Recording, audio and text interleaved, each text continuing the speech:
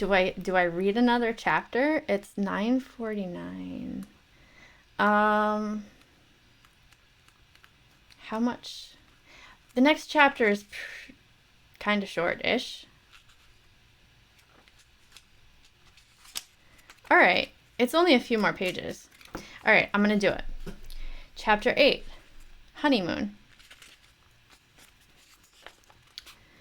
Once the panic was well underway, Yellen realized he had next to no chance of bringing things immediately under control. Besides, the giant was terribly close now, and the roar of no survivors made it very hard to do any solid thinking, but fortunately he had the sense to grab the one and only key to the castle and hide it on his person. Fortunately, too, Wesley had the sense to look for such behavior. "Give me the key," Wesley said to Yellen, once Inigo had his sword securely pressuring Yellen's Adam's apple.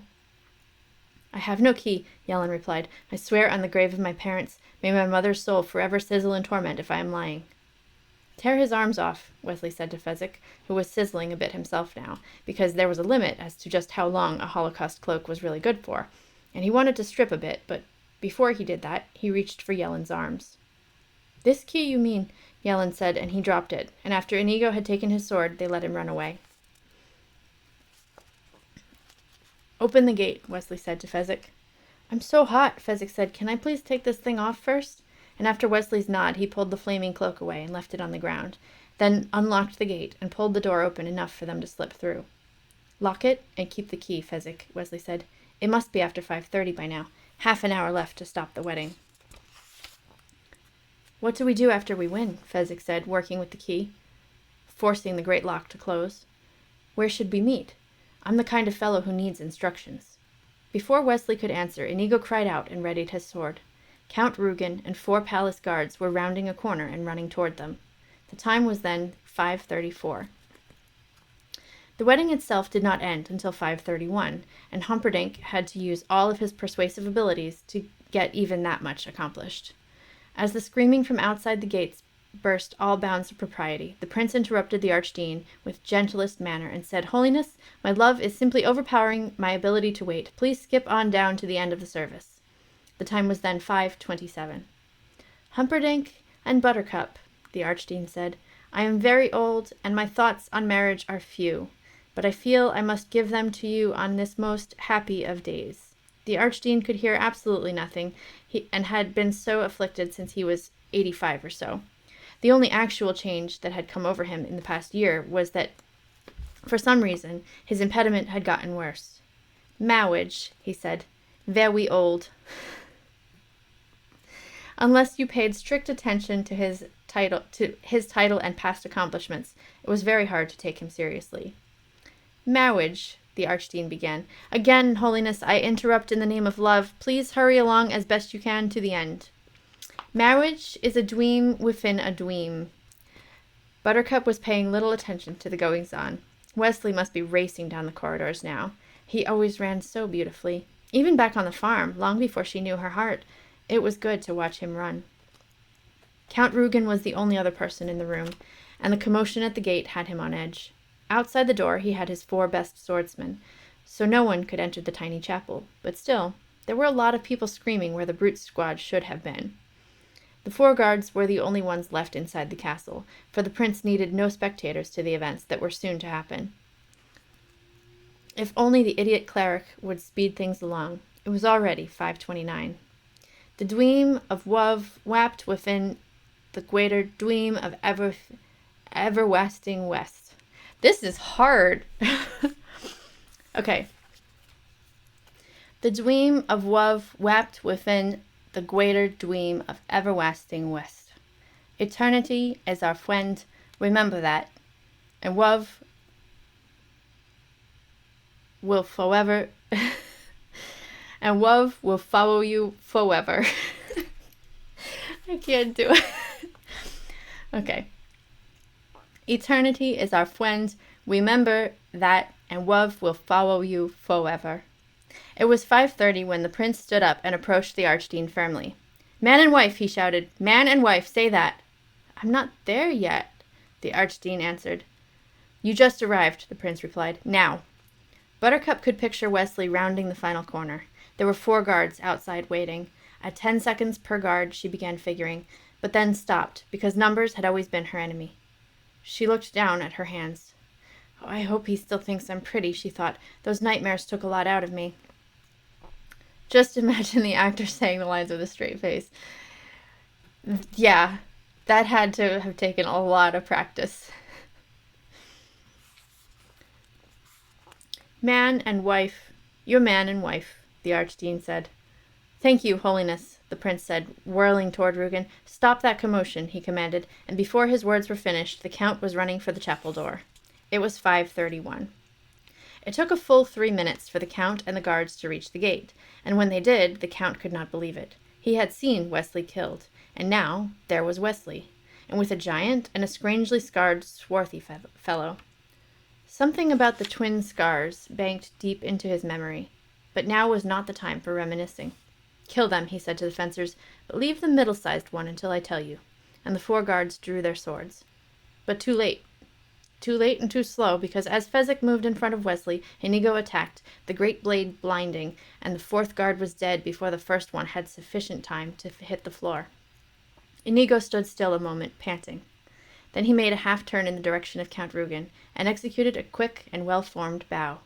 "Hello," he said. "My name is Inigo Montoya. You killed my father. Prepare to die." And in reply, the count did a genuinely remarkable and unexpected thing. He turned and ran. It was now 5:37. I always get chills when he says the thing. He said it. And I think that's a direct consequence of having seen the movie already and being like, I know what's coming and I'm excited about it. But also because he has said earlier in the book that this is how he wants to approach his nemesis. It's like that moment, knowing the background. He has said it in the book multiple times that this is his dream of he knows what he wants to say to this man who killed his father. And so even if I didn't know what happens in the movie, I feel like because I know that that's his goal of this is what's driving him forward, he's reached it and he's accomplished his goal. So I feel like even if I hadn't seen the movie, there probably would still be that moment of ooh, I got chills because he finally got there. He finally got the thing he wanted. Well, he still wants to kill him, so there's that. But it's like when he says that, and also when we got to the part with Vizzini, and the first time he says inconceivable, I'm like, he said the thing. Plus, the actor's father passed from cancer, so he pretended that he was talking to the cancer. Oh. Mandy Patinkin is who you're talking about, his father? I feel like that fits with what I know of Mandy Patinkin. He's a very, wholesome person who seems very, I'm going to fight against injustice in any way I can. So I feel like that fits. Yeah. I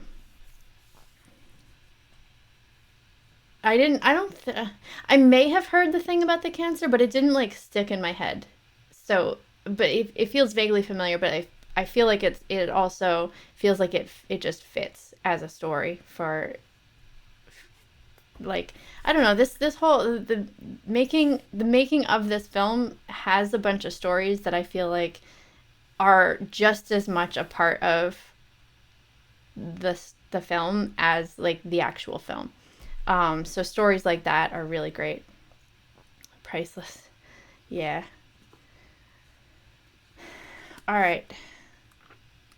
Couple more pages. We're almost there. King Lotharon and Queen Bella arrived at the wedding chapel in time to see Count Rugen leading the 4 guards in a charge down the corridor. "Are we too early?" Queen Bella said as they entered the wedding chapel and found Buttercup and Humperdinck and the Archdeacon. "There is much going on," the prince said. "All in due time will become matchlessly clear. but I fear there is a strong possibility that at this very moment the Gueldarians are attacking. I need time alone in the garden to formulate my battle plans, so could I prevail upon you two to personally escort Buttercup to my bedchamber?" His request was, naturally, granted. The prince hurried off then, and after one stop to unlock a closet and remove several pairs of boots that had once belonged to Gueldarian soldiers, he hurried outside. Buttercup, for her part, walked very slowly and peacefully between the old king and queen. There was no need ever to worry, not with Wesley there to stop her wedding and take her away forever. The truth of her situation did not take genuine effect until she was halfway to Humperdinck's room. There was no Wesley. No sweet Wesley. He had not seen fit to come for her. She gave a terrible sigh, not so much of sadness as of farewell. Once she got to Humperdinck's room, it would all be done. He had a splendid collection of swords and cutlery. She had never seriously contemplated suicide before. Oh, of course she'd thought about it. Every girl does from time to time. But never seriously. To her quiet surprise, she found it was going to be the easiest thing in the world. She reached the prince's chamber, said good night to the royal family, and went directly to the wall display of weaponry.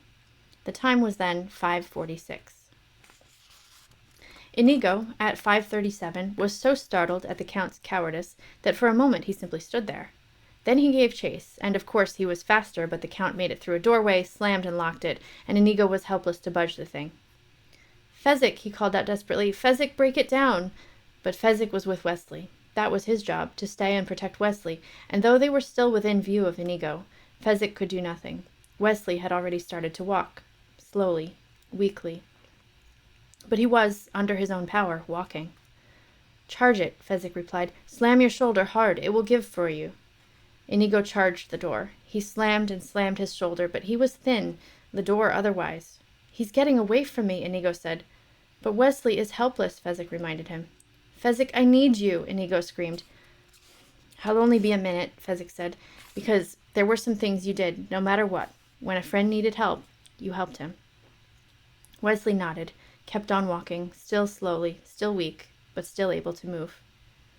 "Hurry," Inigo urged. Fezzik hurried. He lumbered to the locked door, threw his bulk against it, hard. The door held. "Please," Inigo urged. I'll get it," Fezzik promised, and he took a few steps back this time, then drove his shoulder against the wood. The door gave some, a little, but not enough. Fezzik backed away from it now. With a roar, he charged across the corridor, and when he was close, he left the castle floor with both feet, and the door splintered. Thank you, Inigo said, and already halfway through the broken door.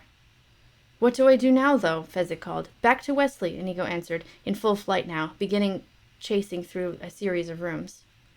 "Stupid," Fezzik punished himself with, and he turned and rejoined Wesley. Only Wesley was no longer there. Fezzik could feel the panic starting inside him. There were half a dozen possible corridors. Which, Fezzik said, trying to figure it out, trying for once in his life to do something right. "You'll pick the wrong one, knowing you," he said out loud, and then he took a corridor and started hurrying along it as fast as he could. He did pick the wrong one. Wesley was alone now. Inigo was gaining. He could see, instant to instant, flashes of the fleeing noble in the next room, and when he reached that place, the Count would have made it into the room beyond. But each time, Inigo was gaining. By 5:40, he felt confident he would, after a chase of 25 years, be alone in a room with his revenge. By 5:48, Buttercup felt quite sure she would be dead. It was still a minute before that as she stood staring at the prince's knives. The most lethal looked to be the one most used, the Florinese dagger. Pointed at one end, it entered easily, growing into a triangular shape by the hilt.